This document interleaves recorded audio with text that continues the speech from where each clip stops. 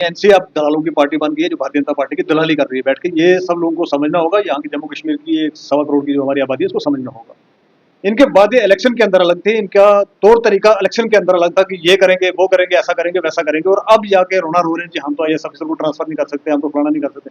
भाई जब आप इलेक्शन में गए थे तो आपको पता था ये एक यूटी है जिसके अंदर एलजी के पास ज्यादा पावर है, चीफ मिनिस्टर के पास कम है।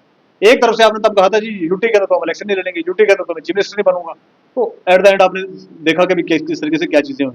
इलेक्शन हो गया, लोगों को एक उम्मीद थी कि जी एक चुनी सरकार आएगी, वो कुछ काम करेगी। अगर ऐसा है कि भी आपको नहीं काम करने दिया जा रहा है, वैसे तो अभी तक हमें नहीं लगता कि भी कोई काम जो है वो रोका गया हो भारतीय जनता पार्टी के एलजी के द्वारा, क्योंकि कोई कुछ चीज आप फॉरवर्ड करोगे तो वो अप्रूव होगी या डिसअप्रूव होगी। जब आप कुछ करोगे ही नहीं तो आप तो कन्फ्रंटेशन ली ही नहीं आई तक, तो आपने कुछ बना के प्रपोजल दिया ही नहीं आगे सरकार को, एलजी साहब को, कि भी ये चीज हम इम्प्लीमेंट करना चाहते हैं या कुछ करना चाहते हैं। वो अभी तक 9 महीने के अंदर कोई कन्फ्रंटेशन एनसी के और बीजेपी के अंदर हमने नहीं देखा है।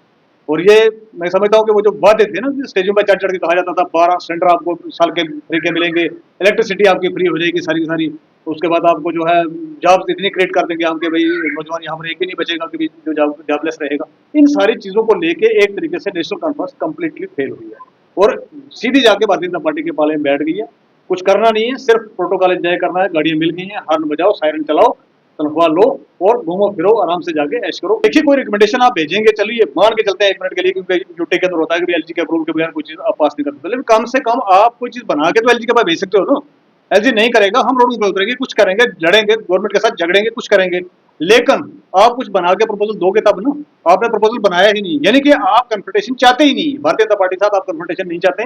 अंदर खाने जो है आप बड़ी वो सिफतें करते हैं बैठ के कि नरेंद्र मोदी जी आए तो यहाँ का मौसम साफ हो गया, यहाँ का ये हो गया।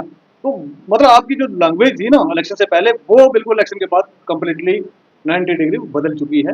ये जो है वो यहाँ की मैं समझता हूँ 1.25 करोड़ आवाम को भी समझना होगा कि किस तरीके से, किस रवैये के साथ जो है वो सारी की सारी चीजें यहाँ पर की जा रही है। बाकी भारतीय जनता पार्टी को तो आप सबको पता ही है, भारतीय जनता पार्टी को जम्मू कश्मीर के ना हिंदुओं से, ना मुसलमानों से, ना कश्मीरियों से, ना पहाड़ियों से, ना गुजरों से, किसी से कुछ लेना देना नहीं है। उनके हिसाब से तो भाड़ में जाए सारे के सारे लोग। ये फाइनेंशियल डैमेज करना है, लोगों को खत्म करना है, ये खाने की कगार पर पहुंच जाए कि इनको खाना ना मिले टाइम का। उस हालत में भारतीय जनता पार्टी को पहले से चाहती थी लोगों को लेके आया जाए। जम्मू कश्मीर के वसाइल से प्यार है उनको, जम्मू कश्मीर के लोगों से प्यार नहीं, ये तो हम पहले से पता था। नेशनल कॉन्फ्रेंस यहाँ की खुद की जमात थी जम्मू कश्मीर की, तो लोगों को एक विश्वास था, एक यकीन था कि देखिए हमारे लिए कुछ करेंगे। लेकिन आज भी वो जाके उनके पाले में बैठ गए हो, दलाली कर रहे हैं बैठ के आराम से।